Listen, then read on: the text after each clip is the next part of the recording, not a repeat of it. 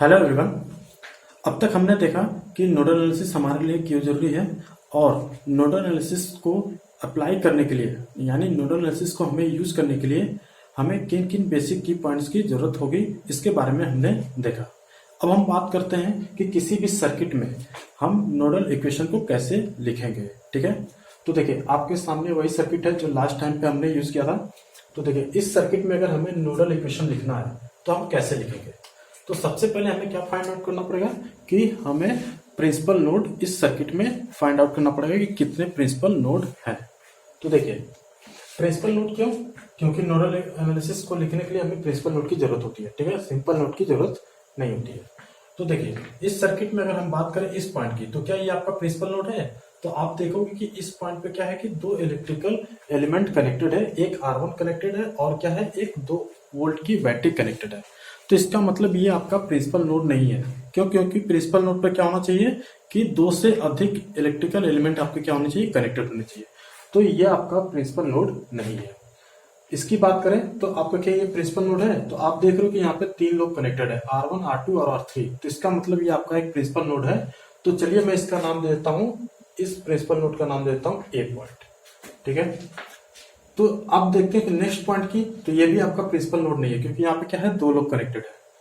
तो अब बात करते हैं कि इस नोड की, तो क्या आपका ये प्रिंसिपल नोड है।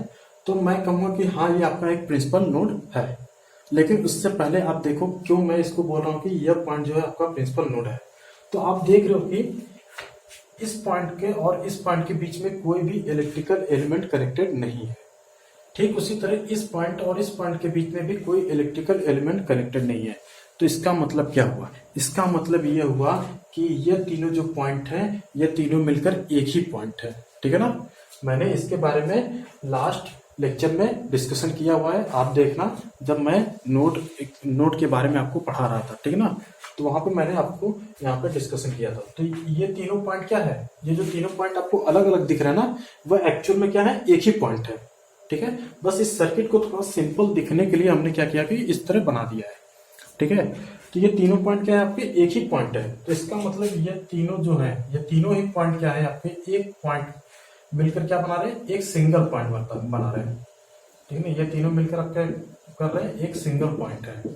और इस सिंगल पॉइंट को हम क्या बोल सकते हैं कि यही आपका क्या है प्रिंसिपल नोड भी है। यह भी आपका क्या है प्रिंसिपल नोड है। ठीक है ना, ये आपका क्या है प्रिंसिपल नोड है। तो इसका मतलब ये तीनों पॉइंट एक ही पॉइंट है। तो इसका मतलब तीनों ही पॉइंट क्या है आपके प्रिंसिपल नोड है। तो क्या आप कहोगे कि यहाँ पे 3 प्रिंसिपल नोड है, नहीं यहाँ पे एक ही प्रिंसिपल नोड है। क्लियर, क्योंकि तीनों तो एक ही पॉइंट है ना, तो इसका मतलब ये एक ही प्रिंसिपल नोड यहाँ पर, एक प्रिंसिपल नोड यहाँ पर है। क्लियर, तो मैं इसको रफ करता हूं। इसके बारे में मैंने नोडल एनालिसिस सॉरी इसके बारे में जब मैं नोड मेश लूप के बारे में आपको पढ़ा रहा था तो वहां पे मैंने आपको डिस्कशन किया था कि ये तीनों पॉइंट क्या होते हैं, एक सिंगल ही पॉइंट है। तो इसका मतलब अगर इस पॉइंट को मैं नाम दूं बी, तो ये भी आपका बी पॉइंट है और ये भी आपका क्या है बी पॉइंट है।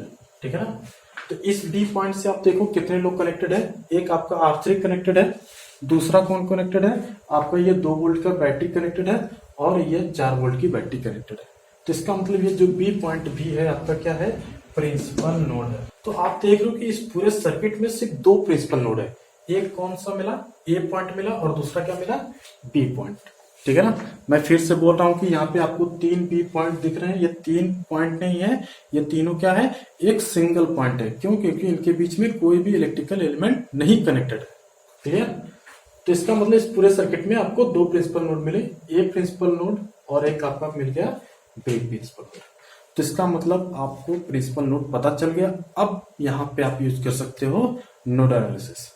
ठीक है, तो नोडल एनालिसिस यूज करने से पहले आपको इन 2 प्रिंसिपल नोड में से किसी एक प्रिंसिपल नोड को यूज करना पड़ेगा और जो दूसरा प्रिंसिपल नोड है उसको आप as a reference point use करोगे।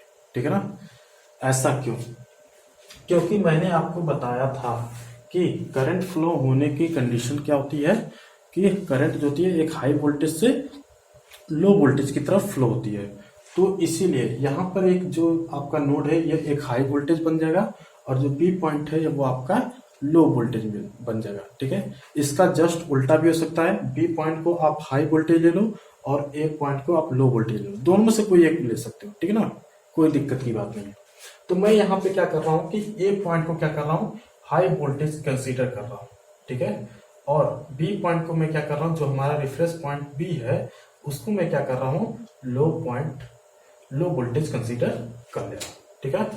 तो इसका मतलब हाई वोल्टेज का मतलब क्या होता है कि प्लस से दिखाते हैं, हाई वोल्टेज को हम क्या करते हैं, प्लस से दिखाते हैं, और लो वोल्टेज को हम किससे दिखाते हैं, माइनस से दिखाते हैं ना। लो वोल्टेज को हम किससे दिखाते हैं, माइनस से।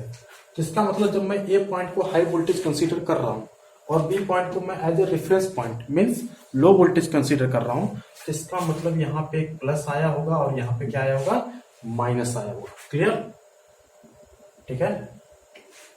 तो इसका मतलब इस रेजिस्टेंस के एक क्रॉस जो वोल्टेज आया होगा, यही आपका कौन सा वोल्टेज है, इसका नोड वोल्टेज है, जिसको मैं नाम दे रहा हूं VA। और इस नोड वोल्टेज को मैं यहाँ पे भी इस तरह भी लिख सकता हूँ, ठीक है ना, आप किसी भी स्टाइल में लिख सकते हो। तो इस पॉइंट पर मैंने जो वोल्टेज VA लिखा है, यह वोल्टेज एक्चुअल में क्या है, इस रेजिस्टेंस के एक क्रॉस वोल्टेज है, ठीक है ना, इस पूरे रेजिस्टेंस के क्रॉस। और इसी VA वोल्टेज को हम क्या बोलते हैं, नोड वोल्टेज बोलते हैं। क्या बोलते हैं, node voltage. Clear, node voltage बोलते हैं। तो देखिए नोड वोल्टेज को थोड़ा और अच्छे फॉर्म में समझते हैं कि नोड वोल्टेज को और कैसे हम समझेंगे कि नोड वोल्टेज क्या है। तो देखो नोड वोल्टेज को अच्छे फॉर्म में और समझने के लिए मैं यहाँ पे एक सर्किट डायग्राम और बना के रखा हूँ, ठीक है। मैं यहाँ पे एक एक्स्ट्रा सर्किट डायग्राम आपको यहाँ पे बना के रखा हूँ ऑलरेडी, आपको सिर्फ ये समझाने के लिए नोड वोल्टेज एक्चुअल में है क्या।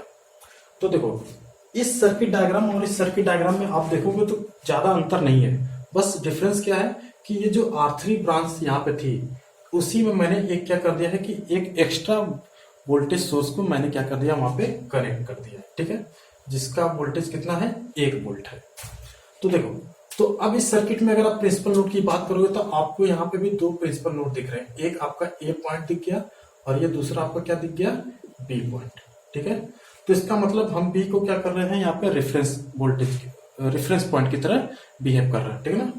तो इसका मतलब ये लो वोल्टेज की तरह कंसीडर कर रहा होगा, और A पॉइंट को हम क्या कर रहे हैं, हाई वोल्टेज की तरह कंसीडर कर रहे हैं, ठीक है। तो इसका मतलब यहाँ पे प्लस आया होगा और यहाँ पे क्या आया होगा, माइनस आया होगा।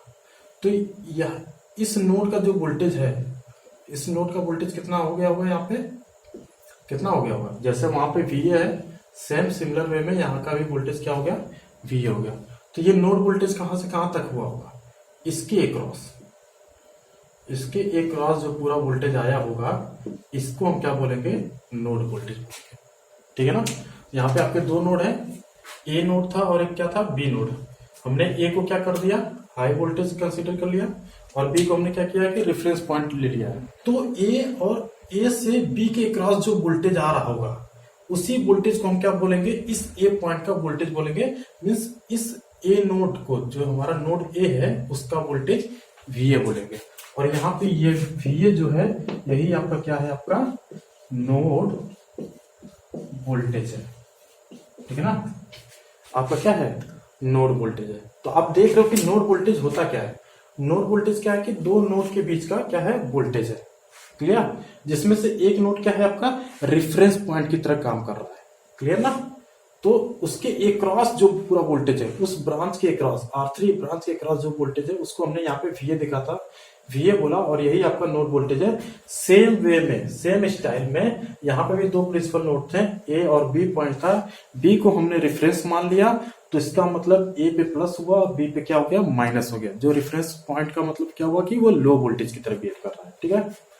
तो यहाँ पे मैंने माइनस कर दिया। तो A और B के क्रॉस जो वोल्टेज है, A और B के क्रॉस जो वोल्टेज है, हमने उसको VA दिखाया। इसी VA को आप यहाँ पे भी लिख सकते हो, ठीक है ना। A पॉइंट पे अपने आप क्या कर दिया, VA दिखा दिया।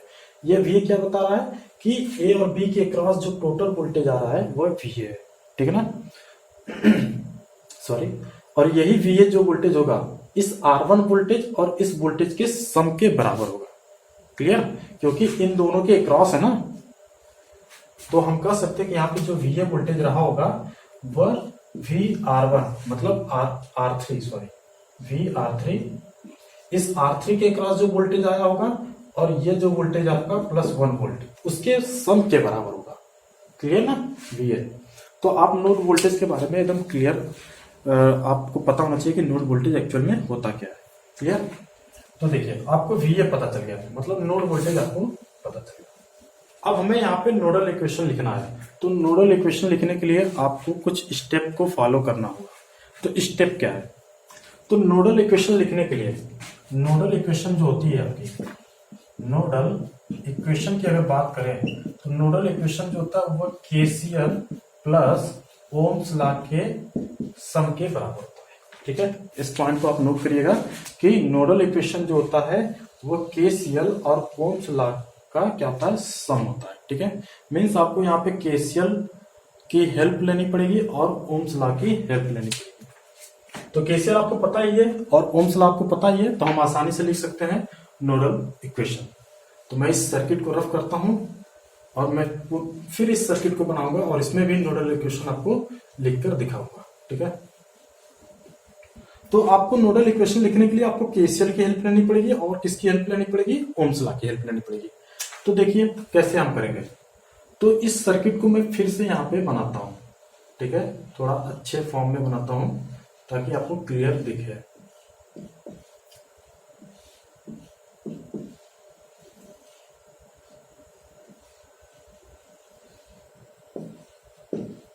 तो देखिए ये इस सर्किट को मैंने यहाँ पे बना दिया है। ठीक है, तो अब आपको यहाँ पे क्या करना है, नोडल इक्वेशन लिखना है।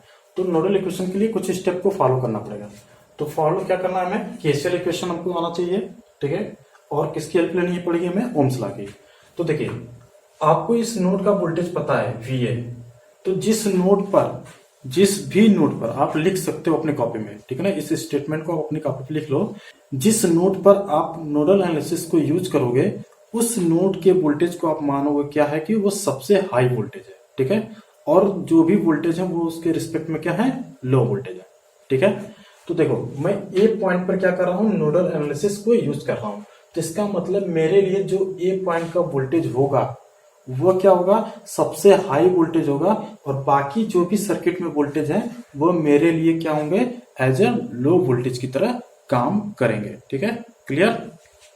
फिर से सुनिए कि जिस भी नोड पर आपको नोडल एनालिसिस यूज करनी है, आपके लिए उस नोड का वोल्टेज क्या होगा, सबसे हाई वोल्टेज होगा, और बाकी जो वोल्टेज होंगे वो क्या होंगे, उसके रिस्पेक्ट में क्या होंगे, लो वोल्टेज की तरह बिहेव करेंगे। ठीक है, ये पहला स्टेप। तो मैं ए पे अप्लाई कर रहा हूं, तो इसका मतलब ये सबसे हाई वोल्टेज है और बाकी जो वोल्टेज है वो क्या है, आपके लो वोल्टेज है। दूसरा स्टेप क्या है, आपको ये पता है कि हाई वोल्टेज से लो वोल्टेज की तरफ क्या होती है, करंट फ्लो होती है। तो इसका मतलब जब इस नोड पर हम नोडल एनालिसिस लगा रहे हैं और इस नोड का वोल्टेज हमारे लिए सबसे ज्यादा है, तो इसका मतलब क्या हुआ कि इस नोड से ही करंट क्या हो रही होगी, फ्लो हो रही होगी सारे ब्रांच में। क्यों? क्योंकि बाकी सब वोल्टेज हमारे लिए क्या है, लो वोल्टेज की तरह है। तो VA से ही हमारी करंट ये फ्लो हो रही होगी, इस ब्रांच में इधर करंट जा रही होगी, और VA से ही करंट जो होगी वो R3 में फ्लो हो रही होगी, और VA से ही जो करंट होगी वह R2 में भी फ्लो हो रही होगी। क्लियर। अब देखिए इस पॉइंट पर आपको क्या लगाना है, नोडल एनालिसिस लगाना है। तो नोडल एनालिसिस के लिए आप क्या करते हो, केसीएल प्लस ओम्स लॉ की यूज करते हो ना। तो सबसे पहले आप देखो केसीएल के अकॉर्डिंग क्या कर सकते हो। तो केसीएल के अकॉर्डिंग क्या दिख रहा है कि इस नोड से तीनों ब्रांच में करंट क्या हो रही है, फ्लो हो रही है। ठीक है ना। तो केसीएल के अकॉर्डिंग आप क्या देखते हो, केसीएल क्या कहता है कि किसी भी नोड पर आने वाली करंट, ठीक है, और जाने वाली करंट का जो टोटल सम होता है वो क्या होता है, 0 के बराबर होता है। ठीक है ना। तो मान लो कि इस नोड पर कोई करंट I1 आ रही थी, I2 आ रही थी, और I3 जो थी उस नोड से दूर जा रही थी। तो केसीएल के अकॉर्डिंग अगर आप लिखोगे तो I1, अगर मैं आने वाली करंट को प्लस साइन से डिनोट करूं तो I1 फिर प्लस I2, क्योंकि I2 भी आ रहा है, और अगर जाने वाली करंट को अगर मैं माइनस साइन से डिनोट करूं तो माइनस क्या होगा, I3 इक्वल टू क्या हो जाएगा, 0। ठीक है ना। इसको कुछ लोग इस स्टाइल में भी लिख सकते हो, इसको दूसरे स्टाइल में भी लिख सकते हो कि अगर आने वाली करंट को आप माइनस मान लो, ठीक है, माइनस साइन से डिनोट कर दो, तो माइनस I1, ठीक उसी तरह क्या हो जाएगा -I2, और जाने वाली करंट को अगर आप प्लस करंट से दिखा दो, प्लस साइन से, तो क्या हो जाएगा +I3 इसका तो क्या हो जाएगा 0। ये भी आपका क्या है, एक केसीएल इक्वेशन है, ठीक है ना। और दोनों इक्वेशन सेम है, बस डिफरेंस क्या है कि इसमें से आप अगर माइनस कॉमन करोगे तो आपको नीचे वाली इक्वेशन मिल जाएगी, या अगर नीचे वाली इक्वेशन से अगर माइनस कॉमन करोगे तो आपको ऊपर वाली इक्वेशन मिल जाएगी, ठीक है। तो दोनों इक्वेशन क्या है आपकी वैलिड है। अगर आप नोड पर आने वाली करंट को, जो मेरा स्टाइल है जनरली, मैं क्या करता हूं कि नोड पर आने वाली करंट को मैं क्या करता हूं प्लस साइन से दिखाता हूं, और नोड से दूर जाने वाली करंट को क्या करता हूं मैं माइनस साइन से दिखाता हूं। लेकिन एक्चुअल में दोनों इक्वेशन क्या है, सेम है, ठीक है ना। आप कुछ भी डिनोट कर दो, बस जिस पे आपकी प्रैक्टिस ज्यादा है आप उसी को फॉलो करो, ठीक है ना। तो देखो नोड ए पर आप कैसे नोडल इक्वेशन को लिखोगे, तो देखिए क्या होगा, आपको लिखने का स्टाइल क्या होगा, वी आपका क्या है, हाई वोल्टेज है, माइनस क्या करोगे आप, लो वोल्टेज लिखोगे, ठीक है ना। वी माइनस क्या कर दोगे, लो वोल्टेज, और अपान क्या कर दोगे, रेजिस्टेंस। ये कहां से आ रहा है, ये ओम्स लॉ के अकॉर्डिंग आ रहा है, V equal to I into R होता है ना। अगर यहां से I इक्वल टू लिखोगे तो क्या हो जाएगा, V अपान आर, ठीक है। तो I इक्वल टू क्या होता है, V अपान आर होता है। तो ठीक उसी तरह यहाँ पे अगर आपको नोडल इक्वेशन लिखना है तो आप क्या करोगे कि हाई वोल्टेज मतलब जो नोड का वोल्टेज है VA माइनस क्या कर दोगे, लो वोल्टेज, ठीक है, अपान क्या कर दोगे, रेजिस्टेंस, ठीक है ना, जिस ब्रांच के लिए आप लिखोगे। तो अभी मैं ब्रांच किसकी बात कर रहा हूँ, R1 में फ्लो होने वाली करंट की बात कर रहा हूँ। तो मैं कैसे इसको लिखूंगा, देखो जरा, तो देखो मेरा स्टाइल क्या होगा, कैसे लिखने का इसका स्टाइल।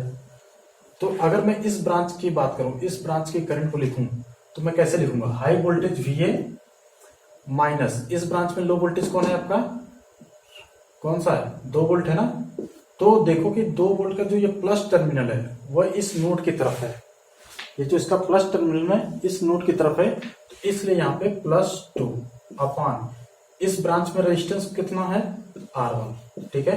तो VA माइनस लो वोल्टेज, और यहाँ पे +2 कैसे हो रहा है कि इसका प्लस टर्मिनल जो है इस नोड की तरफ है, तो इसलिए ब्रैकेट में मैंने क्या लिख दिया, +2, और डिवाइड किससे कर दिया, रेजिस्टेंस से R1 से। तो ये क्या हो गया, ये कौन सा स्टाइल हो गया, ओम्स लॉ का स्टाइल हो गया, V upon R equal to क्या होता है I, और यहीं से तो V equal to I into R होता है। तो देखो यहाँ पे ओम्स लॉ के अकॉर्डिंग मैंने क्या किया कि इस ब्रांच में करंट को लिखा है, ठीक है ना, क्लियर। तो देखो स्टाइल आपको आ जाएगा, बस आपकी प्रैक्टिस अगर 2-3 क्वेश्चन में अगर आप नोडल इक्वेशन लिखना प्रैक्टिस कर लोगे तो आपको आराम से हैबिट बन जाएगी नोडल इक्वेशन को लिखने की। ठीक उसी तरह प्लस इस ब्रांच की बात करो, तो इस ब्रांच की बात करोगे तो क्या होगा, सेम यही पैटर्न लिखना है आपको। हाई वोल्टेज क्या है आपका, VA है, ठीक है ना, नोड का वोल्टेज सबसे हाई वोल्टेज है तो VA माइनस लो वोल्टेज।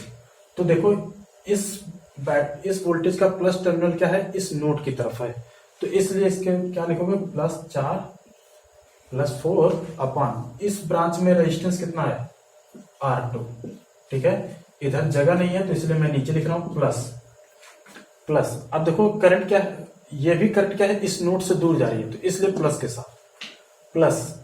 तो क्या होगा, high voltage VA minus low voltage B पे कोई बैटरी सोर्स नहीं है, सीधे क्या है वो ग्राउंडेड है, B क्या है आपका ग्राउंडेड है ना, और किसी ग्राउंड का जो वोल्टेज होता है वो कितना होता है, 0 वोल्ट होता है, कितना होता है, 0 वोल्ट होता है। तो माइनस क्या हो गया, 0 अपॉन क्या हो जाएगा, इस ब्रांच का रेजिस्टेंस कितना है, R3 बराबर क्या हो गया आपका 0, ठीक है ना।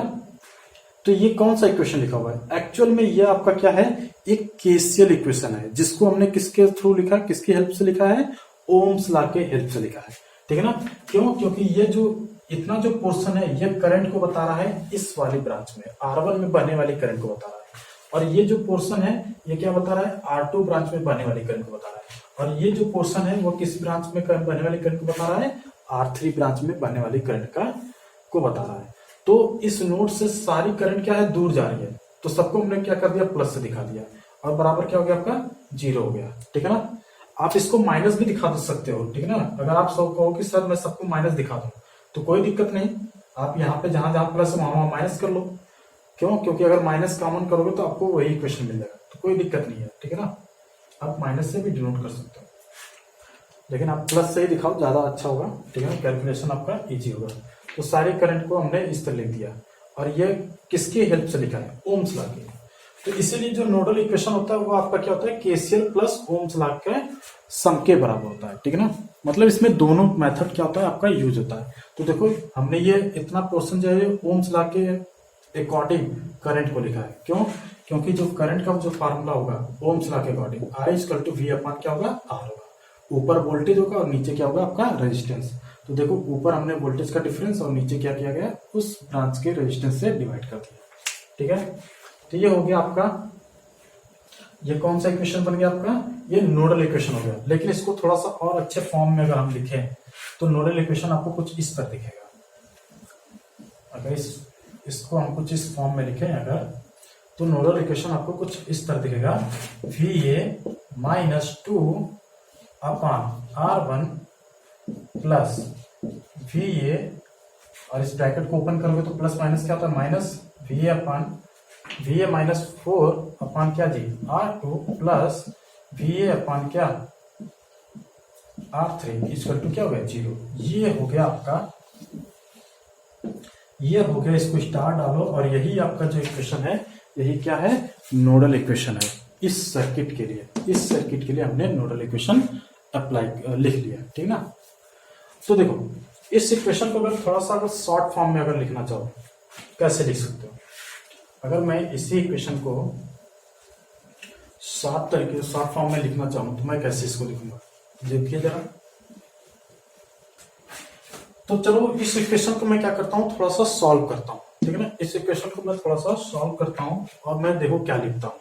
तो देखो अगर इस इक्वेशन को मैं सॉल्व करूं तो मैं क्या लिख सकता हूँ? VA upon R1 minus 2 upon R1 plus VA upon R2 minus 4 upon R2, ठीक है। इसी तरह मैं क्या लिख सकता हूँ? VA अपॉन R3 और इक्वल टू क्या हो गया? 0, ठीक है ना। तो अब देखो VA में अगर कॉमन करूं, अगर मैं VA कॉमन करूं तो क्या मिल जाएगा मुझे? 1 upon R1 plus 1 upon R2 plus 1 upon क्या जी? R3 मिल जाएगा। ये तो मिलेगा VA कॉमन किया तो। देखो यहाँ पे VA है, यहाँ पे VA है और यहाँ पे VA है, मैंने कॉमन कर लिया तो VA ब्रैकेट में क्या मिल गया? 1 upon R1 plus 1 upon R2 plus 1 upon R3। अब देखो, अब बाकी सबको मैं क्या कर रहा हूँ? इक्वलिटी को उधर उस साइड भेज रहा हूँ। तो इसको मैंने उस साइड भेजा और इसको भी उस साइड भेजा। तो यहाँ पे क्या मिल गया? 2 अपॉन R1 प्लस 4 अपॉन क्या मिल गया जी? R2 मिल गया, ठीक है। तो देखो कुछ आपको ये इक्वेशन मिल गया, और ये इक्वेशन जो है आप इसको डायरेक्ट भी लिख सकते हो, ठीक है ना। ये आपका इक्वेशन हो गया, इंपॉर्टेंट का साइन दे दो। इस इक्वेशन को आप डायरेक्ट भी लिख सकते हो। तो डायरेक्ट कैसे लिखोगे? तो देखो अभी मैं शॉर्ट तरीका बता रहा हूँ, ठीक है ना, शॉर्ट ट्रिक बता रहा हूँ मैं इसका, शॉर्ट ट्रिक। तो शॉर्ट ट्रिक में कैसे आप नोडल इक्वेशन लिखोगे? किसी भी सर्किट को देखते ही आप कैसे उसका नोडल इक्वेशन लिखोगे? तो नोडल इक्वेशन देखो कैसे लिखोगे। आप क्या करोगे? सबसे पहले आप देखोगे कि प्रिंसिपल नोड को फाइंड आउट करोगे, ठीक है। तो आपको इस सर्किट में एक ही प्रिंसिपल नोड दिखा, और वो कौन सा है आपका? सॉरी, यहाँ पे आपको दो प्रिंसिपल नोड दिखे, एक ए नोड दिखा और दूसरा क्या दिखा आपका? B node. लेकिन आपको कोई एक ही नोड लेना था, आपने ले लिया ए, और बी को आपने क्या बना दिया है? रेफरेंस पॉइंट बना दिया है, मीन्स वह लो वोल्टेज की तरह बिहेव कर रहा होगा। तो ए और ए से बी के बीच का जो वोल्टेज है वो आपका क्या है? नोड वोल्टेज है। अब उस पर आपको क्या लगाना है? नोडल एनालिसिस लगाना है, ठीक है।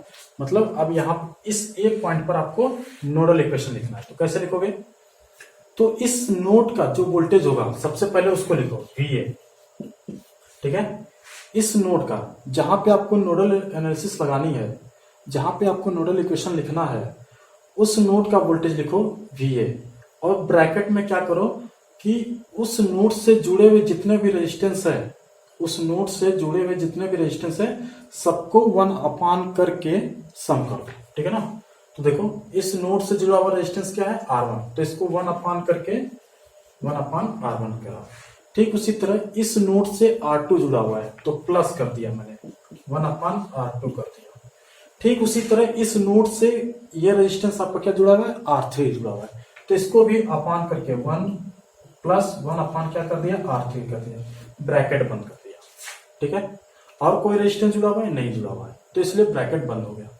अब इक्वल टू लिखूंगा मैं, अब क्या लिखूंगा, इक्वल टू, अब देखो अब इधर के टर्म्स को कैसे लिखोगे, अब इस नोड से अगर बैटरी का प्लस टर्मिनल जुड़ा हुआ है, इस नोड से अगर बैटरी का प्लस टर्मिनल, देखो ए पॉइंट जो आपका ए नोड है उससे बैटरी का क्या है, प्लस टर्मिनल कनेक्ट है ना, तो अगर इस नोड से अगर बैटरी का प्लस टर्मिनल कनेक्टेड है तो मैं क्या करूंगा, उसको प्लस के साथ लिखूंगा, +2 अपॉन, अब इसमें मैं क्या कर दूंगा, इसमें डिवाइड कर दूंगा इसके रेजिस्टेंस से।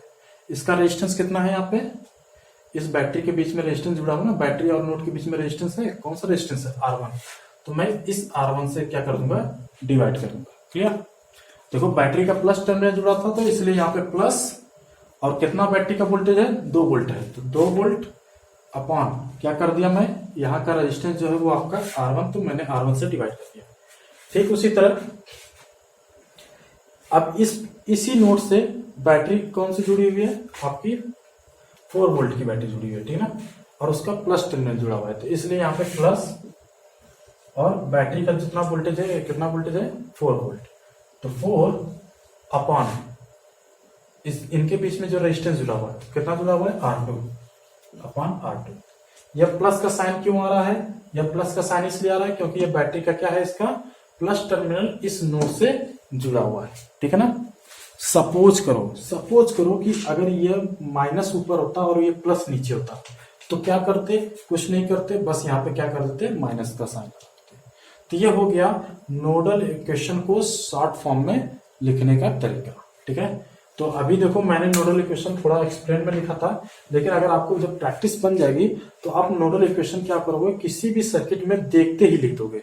तो लिखने का स्टाइल क्या होगा कि उस नोड का वोल्टेज ले लोगे VA, उस नोड से जुड़े हुए सारे रेजिस्टेंस को क्या करोगे, 1 अपान करके लिख दोगे और सबको सम कर दोगे।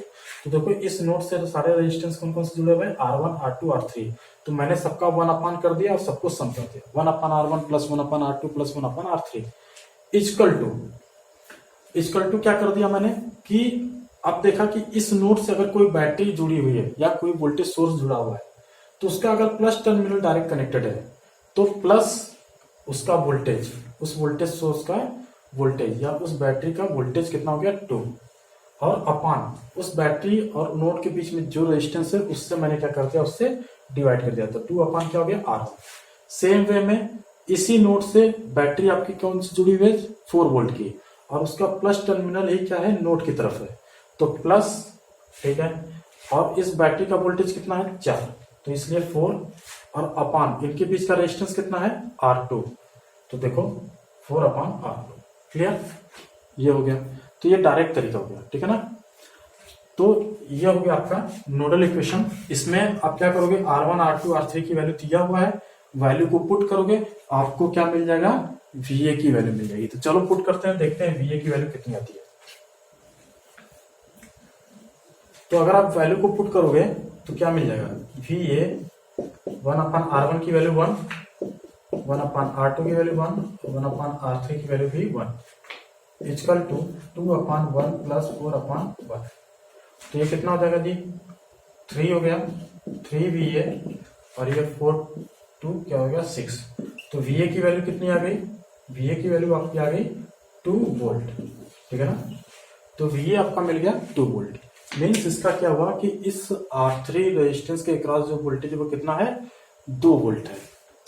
ठीक है, तो इस रेजिस्टेंस में बहने वाली करंट कितनी जाएगी, तो VA = आप लिख सकते हो, VA = क्या लिख सकते हो, मान लिया कि इसमें बहने वाली करंट जो है वो कितनी है, आपकी I3 है, तो I3 इंटू क्या जी, R3, तो I3 की वैल्यू कितनी हो जाएगी, VA की वैल्यू 2, R3, और R3 की वैल्यू कितनी है, 1, तो I3 की वैल्यू कितनी हो जाएगी, 2 एम्पियर। ठीक है, तो इसका मतलब जो R3 रेजिस्टेंस है उसमें कितने एम्पियर की करंट फ्लो हो रही होगी, 2 एम्पियर की करंट फ्लो हो रही होगी। क्लियर?